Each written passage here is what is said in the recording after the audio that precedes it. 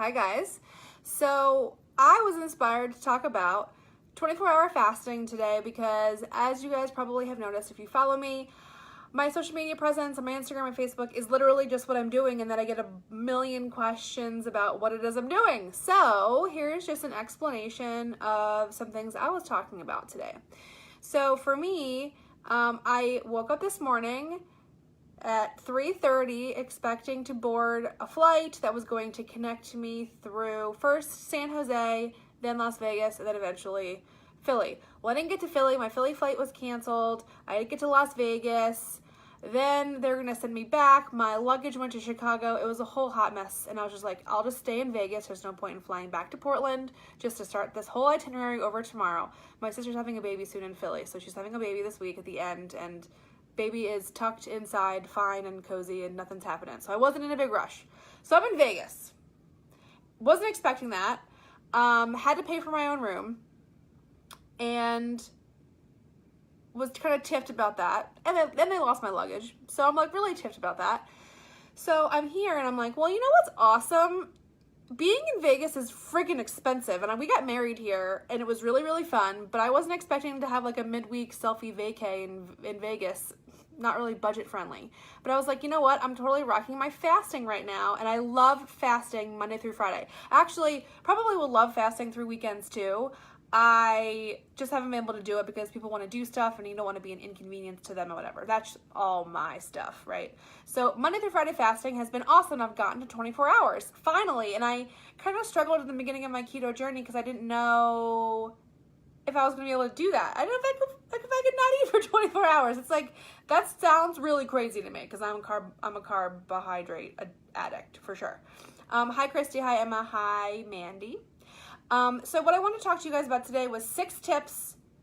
These are the 6 things that I know I have to do if I want to do a 24-hour fast and have it go well. So first and foremost is, and these are in no particular order, be hydrated, and not just hydrated like a lot of water, also electrolytes. So add high quality sea salt, like the pink sea salt, or be using some other form of magnesium, potassium, sodium that is bioavailable. So for me, I love the pink salt. I just add it to my water, and I had been doing that. So I feel really hydrated, and you can tell if you're hydrated because if you go to the bathroom and it's clear, that means you're pretty hydrated, which is great. So you want to keep that up and stay really hydrated. Second thing is be in deep ketosis. Be tracking your numbers. I'm a big fan of tracking. I think it lets you know where you're at so you're not screwing around and putting yourself through a lot of unexpected misery. I don't know about you guys, but like I don't even have kids yet, and I don't have time in my life to just be like, poof, I have keto flu today and I can't function. I don't have that availability. So I really like to track what's going on for me. So my keto numbers have been awesome. I was like 3.8 the other day, like killing it. 0.5, when you do a ketone reader meeting, is technically nutritional ketosis, but anything between 1.5 and 3 is going to be optimal for weight loss. And then anything beyond 3 is really, you're deep into ketosis, and really keep an eye on anything past 4 or 5. You want to make sure that you're not getting into ketoacidosis. That really only happens with type 1 diabetics. So for the rest of us, that generally won't happen. We won't keep going indefinitely. So just make sure you're in deep ketosis. Sorry, the air in here is making me a little stuffy. It's all the cigarette smoke. So I know my keto numbers have been great, and when my numbers are that stable, in and around 2, 2.5, 3, 3.5, I know that my body is fat adapted, using fat as fuel and not using glucose, okay? Hey, Nancy. So that's 2. 3, you're going to have, and I've been doing this now for almost 2 weeks, on and off, you're going to feel waves of hunger. And you really need to have the emotional space to like sit, be mindful about it. Is this emotional hunger? Is this boredom? Do I wish I could have some ice cream right now, even though my body doesn't really need it? what is actually happening when you have hunger sensations. So something that I really find fascinating, we all hear about insulin resistance, right? So insulin is the hormone in our body that tells our cells to open up and allow glucose into the cell and use it for energy. Well, when you have too much glucose in your system constantly going, and your insulin keeps going, your cells stop listening to it. It's like crying wolf all the time. That's insulin resistance. Your cells are like, we've had enough of you. We don't want to listen to you anymore. It's all day. And it's because you're putting carb and sugar in your body all day long. We've heard about insulin resistance. Well, leptin resistance to me is really fascinating. Leptin is a hormone that is in control of your appetite. And when it gets released, it makes your stomach feel hungry, and it gives you that hangry feeling when you light up and you want to kill somebody. It's because that leptin gets released and gets to your hypothalamus, where your emotions are stored, and makes you angry and crazy. So leptin resistance is a real thing. And so you can actually go through waves of hunger that you're just kind of like feeling the sensation of it, drink some water, distract yourself or whatever, and then all of a sudden you're like, oh, I'm not hungry anymore. Clearly your body didn't need it. So I know every time that I get through like a wave of hunger, and as long as you're not feeling shaky, tired, otherwise uncomfortable, that's not what this is about. You're not supposed to put yourself through pain. But be mindful about how your hunger is playing you. Because your body has been consuming food every couple of hours while you've been awake for your entire life, and most of it has been carbs. So you're unwinding all of that, okay? So leptin resistance is something that you're playing with, but it's not going to be fun to do on top of a really crazy, stressful day, or you have all the kids home on summer break, or something ridiculous is happening at work or in your life, or like you're running your sister's wedding, or like something that's like extraordinary. You're not going to do it that day. That's not like the day to be like exploratory and experimental with your leptin resistance, okay? So have the emotional space to really be able to play with that hunger and figure out if you are actually hungry or if it's something you can work through. So that's 3.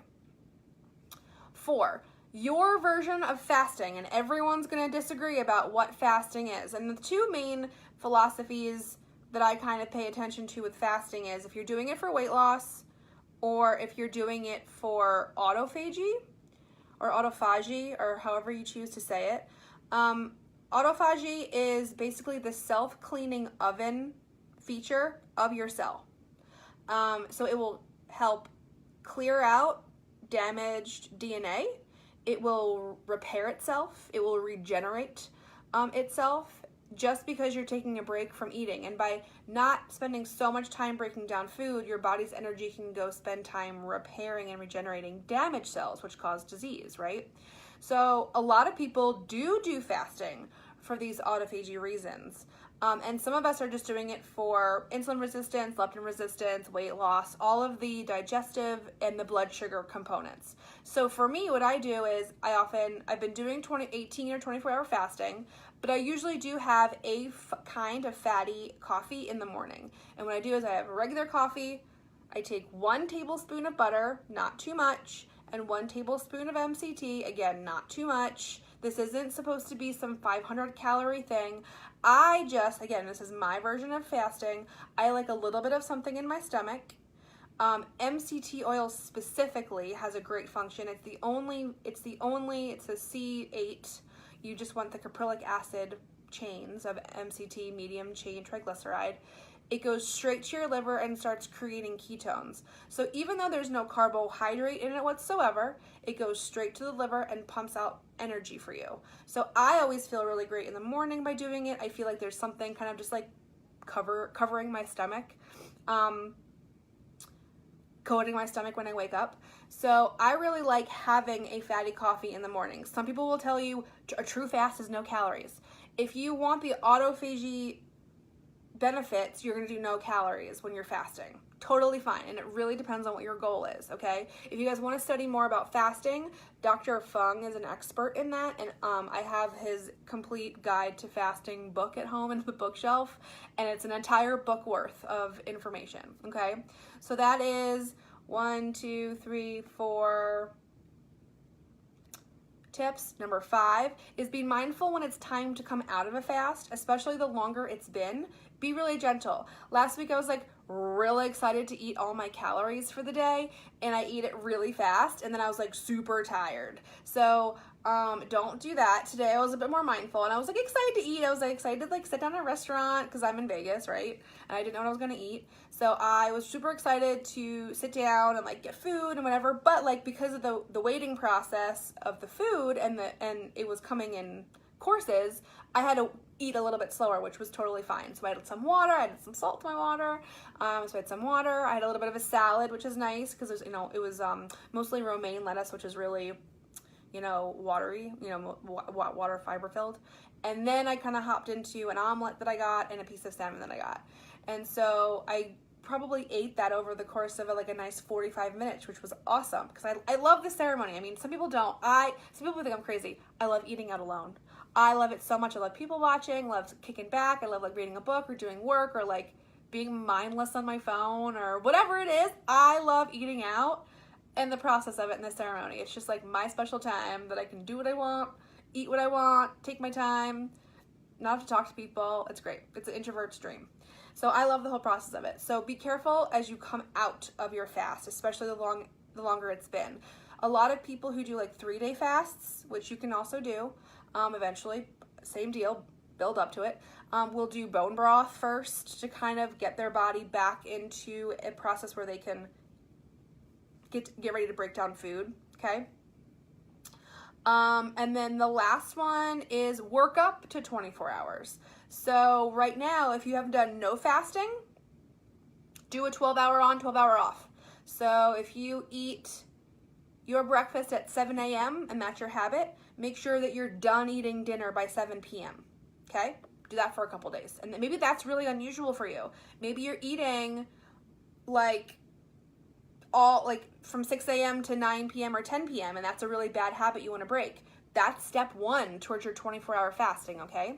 Then move towards a 14-hour fast. So if it's, 7 a.m., then you're done at 5 p.m., right? And just shorten that window, and eventually you'll get to a 16-8. So you'll see this very often, a very common fast, 16-8, 16 hours of fasting, 8-hour eating window.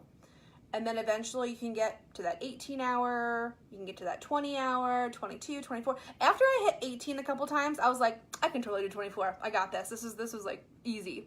So I got to 24 pretty quickly after I like mastered 18.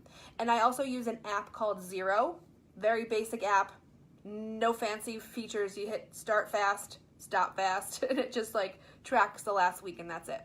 So those are my 6 tips for getting to 24-hour fasting. If you do not have a Keto Mojo, I highly recommend you get it. If you are on Instagram, do the link in my profile. Actually, if you're on Facebook or Instagram, get to my Instagram because all the things I eat are there, and like weight loss photos and progress and stuff are all in there.